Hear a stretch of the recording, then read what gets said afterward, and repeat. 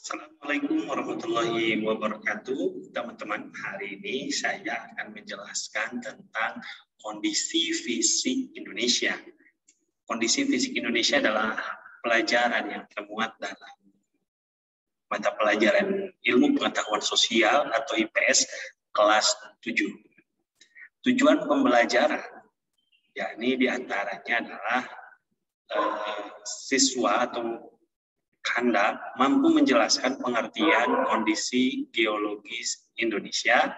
Setelah itu mampu mengobservasi kondisi fisik wilayah Indonesia, juga menjelaskan bentuk-bentuk muka bumi, khususnya yang ada di Indonesia. Setelah itu Anda mampu melakukan analisis, mampu menyimpulkan kondisi iklim yang ada di Indonesia. Setelah melakukan observasi, Anda juga mampu mengidentifikasi dampak positif dan negatif dari angin muson sebagai akibat dari kondisi iklim di Indonesia. Setelah melakukan observasi, Anda juga mampu membuat alat petunjuk arah mata angin dari bahan kertas.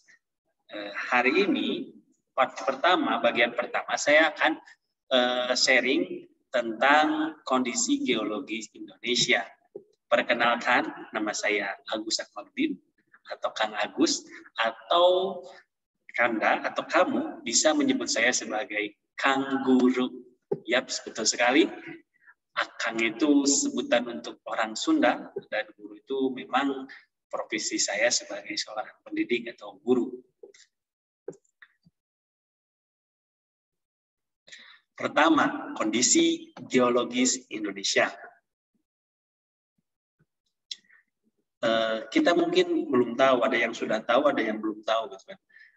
Indonesia itu terletak di antara 3 lempeng tektonik besar, ya. 3 lempeng tektonik besar, yaitu lempeng Indo-Australia, Eurasia, dan lempeng Pasifik. Gitu. 3 lempeng inilah yang menyelimuti atau mengelilingi Indonesia, gitu kan. Sehingga Indonesia sering disebut juga cincin api, gitu, karena banyak gunung berapi. Lalu apa hubungannya antara lempeng dengan gunung berapi? Nanti kita akan bahas. Lalu apa sih yang disebut dengan lempeng itu? Kok Indonesia bisa berada di 3 lempeng tektonik besar? Emang lempeng itu apaan? Gitu. Kita mungkin bertanya-tanya. Oke, lalu apa itu lempeng? Lempeng itu merupakan lembaran-lembaran raksasa berwujud, baik itu kerak benua ataupun kerak samudra. Jadi itu baik itu bisa berupa daratan yang terlihat ataupun bisa juga samudra atau berada di dalam air, gitu kan. Yang jelas mereka semua baik daratan ataupun kerak benua ataupun kerak samudra, mereka mengapung di permukaan bumi, gitu kan. Lempeng ini mengapung di lembaran-lembaran ini mengapung di permukaan bumi. Teman-teman bisa lihat, ini ada banyak sekali lempeng-lempeng yang ada di dunia, gitu ya. Ini Indo-Australia, ini lempeng Pasifik, lembarannya sangat besar sekali. Ini lempeng Eurasia. Nah, Indonesia itu pertemuan 2 lempeng besar, 3 lempeng besar khususnya. Ini 1 lempeng kecil, ya, ini lempeng besar, yakni lempeng Indo-Australia dan Eurasia. Nah, 2 lembaran ini saling bertemu di sini. Indo-Australia itu karena berada di Indonesia dan Australia, 1 lempeng ini di Samudra Hindia. Nah, lempeng ini bisa mengakibatkan gempa bumi, teman-teman. Jadi gempa bumi ini terjadi akibat 2 lempeng yang saling bersinggungan. Nah, di sini bersinggungan dan bisa jadi bergesekan atau bahkan bertabrakan, gitu. Sehingga menghasilkan gempa. Gempanya itu disebut dengan gempa tektonik, ya, gitu. Karena diakibatkan oleh lempeng tektonik. Kalau gempa yang diakibatkan oleh getaran naiknya magma dari dapur magma menuju permukaan bumi, itu disebut gempa vulkanik. Ada juga gempa akibat reruntuhan. Nah, ini gempa ini yang diakibatkan oleh tabrakan lempeng ini disebut gempa dengan gempa tektonik, teman-teman.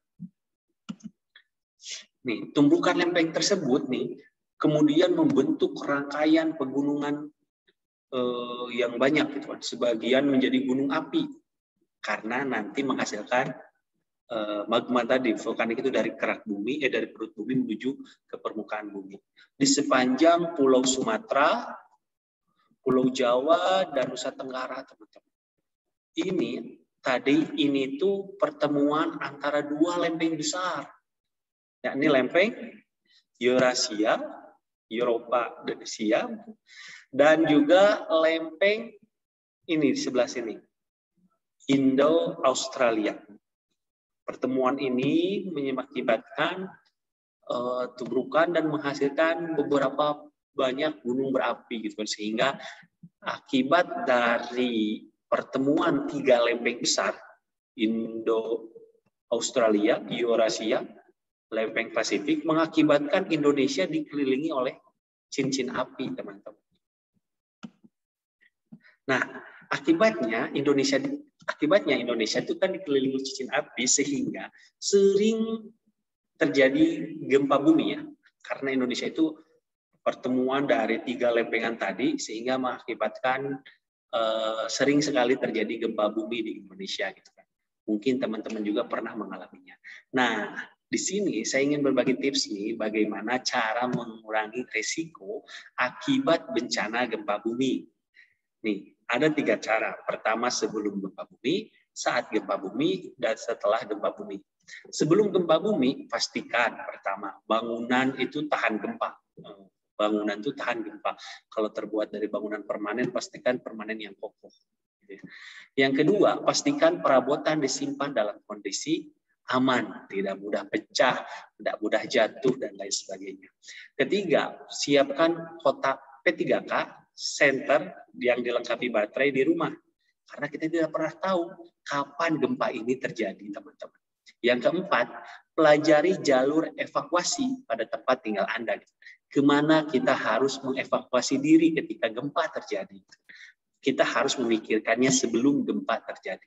Lalu, cara mengurangi risiko ketika gempa terjadi adalah pertama, jangan panik, selalu berdoa. Karena ketika kita panik, kita kesulitan untuk berpikir dan mencari jalan keluar. Yang kedua, saat gempa terjadi, jika kita ada dalam ruangan, berlindung pada tempat yang kuat, di bawah meja yang kokoh, di pinggir lemari yang kokoh, ataupun di tempat-tempat yang menurut kita aman, atau jika memungkinkan, segeralah keluar ruangan. Gitu.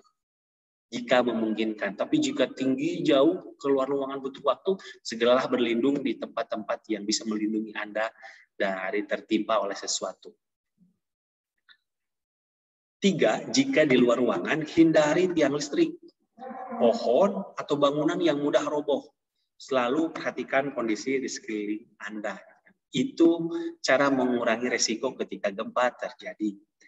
Yang ketiga, ini setelah gempa bumi, setelahnya pasca gempa bumi terjadi.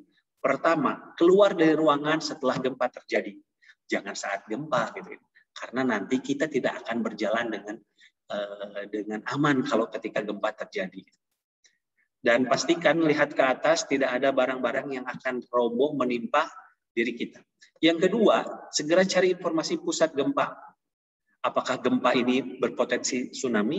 Ini terutama jika teman-teman berada di daerah pesisir pantai dan dirasa gempanya itu sangat kuat.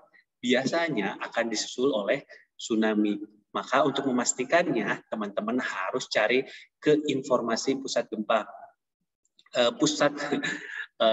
Informasi tentang gempa itu bisa dari pemerintah terkait, dari badan terkait, ataupun dari berita dan lain sebagainya. Yang ketiga, jangan kembali ke ruangan usai gempa, karena boleh jadi akan terjadi gempa susulan. Lebih baik cari tempat yang lapang atau diam di tempat yang aman. Itu kira-kira hal-hal yang bisa mengurangi resiko ketika gempa terjadi. Gempa bumi ini mau tidak mau ya harus kita hadapi, teman-teman.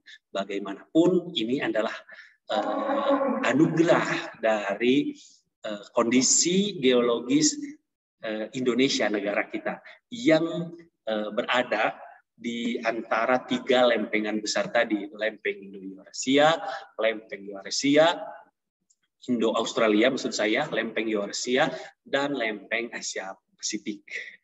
Nah, selanjutnya kita akan bahas tentang bentuk-bentuk muka bumi. Namun lebih jauh saya akan bahas di part atau bagian kedua. Oke, teman-teman, bagi teman-teman yang belum subscribe, boleh subscribe channel ini karena nanti saya akan bagikan materi-materi pelajaran bagi teman-teman. Terima kasih. Saya Akmaludin, Kang Guru. Sampai jumpa. Assalamualaikum warahmatullahi wabarakatuh.